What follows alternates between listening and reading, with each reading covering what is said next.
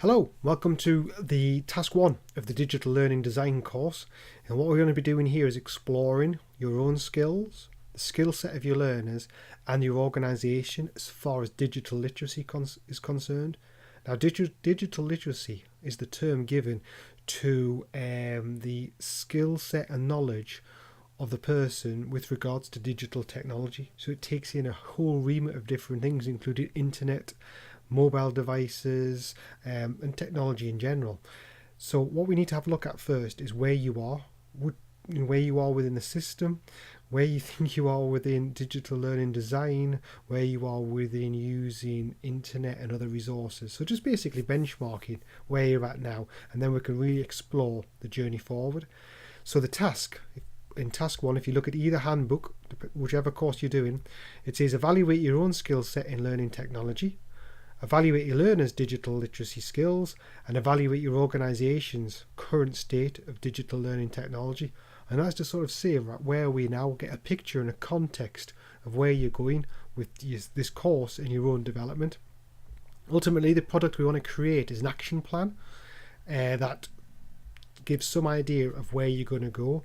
Now, at this early stage, once you've done your analysis of your own skill set, and you can take some of that, and create your own action plan. But it might be that we add to it later on, or we take some stuff off if we can get through it rather quickly. So the action plan is an ongoing document, but we do need to sort of get something set up now. So when you do your analysis of your own skills, pick out those weak areas and see where you want to develop, and also any technologies that you want to explore. So we touched a bit on that already when I've asked you through the Google form what things you're interested in, and those that attended the face-to-face session, and we talked a bit about it there. What I'm going to do is capture that now. So if we flick over to the website, so in the DLD website on richardnelsononline.co.uk, towards the bottom of that page there's some resources for task 1.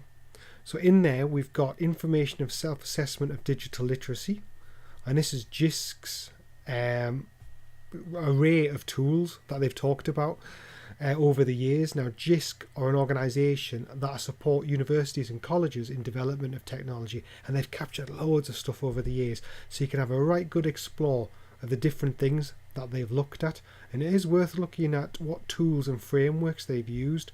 So this is your sort of bit of research for this task. Have a bit of an explore there, and there might be something there you want to use to analyse your own skill set, that of your learners and of your organisation. There's a bit of everything there. If I go back to the website, there's also something a bit more straightforward from the Open University that offers a PDF document, and that PDF document outlines a table of different skills that are considered part of the digital literacy landscape. So when that loads up, not quite sure why it's taking so long, but when that loads up, you'll see a table in there of just areas to consider, whether you think you're good at it or whether they need developing. It's not loading. I will try and refresh it. There we go. No idea why it paused there. So this is the digital literacy skills checklist. So there's some information at the top, and then there's basically a list of different skills, and you say whether you're very confident, quite confident, or not confident. So that might be a tool you want to use to analyse your skills. So whichever tool you want to use, and whichever framework for those 3 questions, your skill set, the digital literacy of your learners, whoever they might be, and the organisation, make sure you record it somehow and put that in your portfolio on the Google sites. For the organisation and for the learners, you might have to guess at this early stage some of the things. You might not have access to direct information. I'm not asking you to go and chase up learners and do surveys with them unless you want to. You can. It's just from what you know, from what you've seen. Maybe do this from the viewpoint of yourself, from the learners, and then from the organisation. I'm just going to flip back to my digital learning design page. And then ultimately, for the end of task 1, what I need you to do is create your own action plan. There's loads of ways of doing this. You've probably done 100 of these in the past. What I've offered here is the Google Docs template.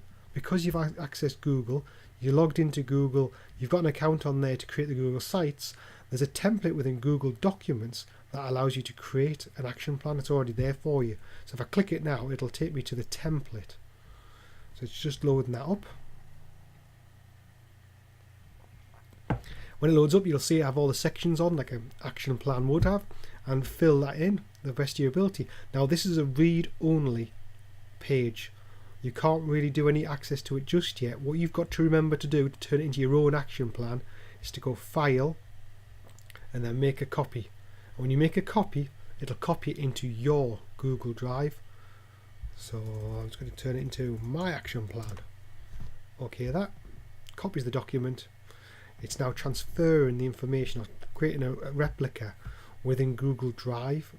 So within my own documents on Google, it's there. So now I can access it and enter things in the box. So this gives you a chance now to do that. And then once you've done that, you can either get the hyperlink, go to share and get the shareable link, and you can cut and paste that into your Google Sites.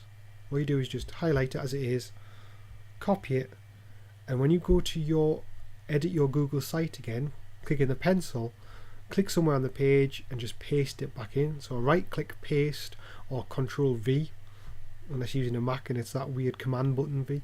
But anyway, that's what I'm using. And that's it. It would link it on and that document would be live. So every time you change your action plan, you would never have to put the hyperlink back into your Google Sites again. It'll just work. So that's why I quite like the idea of using a Google Docs action plan. But it's up to you. Again, let me know if there's any problems, because this might be new to some people and you're just working this all out. I'm giving you time to play with this, because the next steps within the course are going to be task 2, and we're not going to go on to that for a couple of weeks, and I'll give you time to play with some of these things and explore the whole concept of the course and give you a chance to ask questions or anything.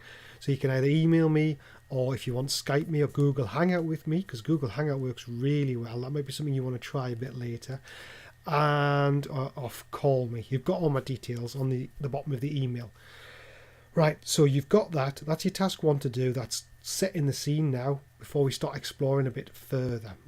Shortly, I'll be sending out a schedule of potential physical face-to-face sessions, so you can feel, if you want to, attend these sessions where we'll discuss some of the content. Those sessions will be captured via film, or I'll summarise them afterwards in a video cast like this and an audio cast, so you can download and watch and listen to it whenever you want if you can't make the session. I would like to as well, those maybe that can't make it, if they've got the time on that night, to be able to Skype in, so you can join the session. Google Hangout in, we'll use Google, or Skype, doesn't really matter. Either one, we'll video link live in. So some sessions, I'll try and set that up to see if we can get that working, because I've used it a few times in the past and it's worked quite effectively. But then again, it depends on the network and where you are at the time. So there'll be some live physical sessions where we'll come in and talk about some of this content so we can have the good debate. I'll record them anyway, and also you'll be able to stream in live. That's the future. So look out for that email probably next week once I've scheduled the rooms, etc. Physical spaces are harder to get than virtual spaces. So I look forward to getting the results on task 1, and obviously keep in contact with me with any issues you've got. Thanks a lot. Cheers.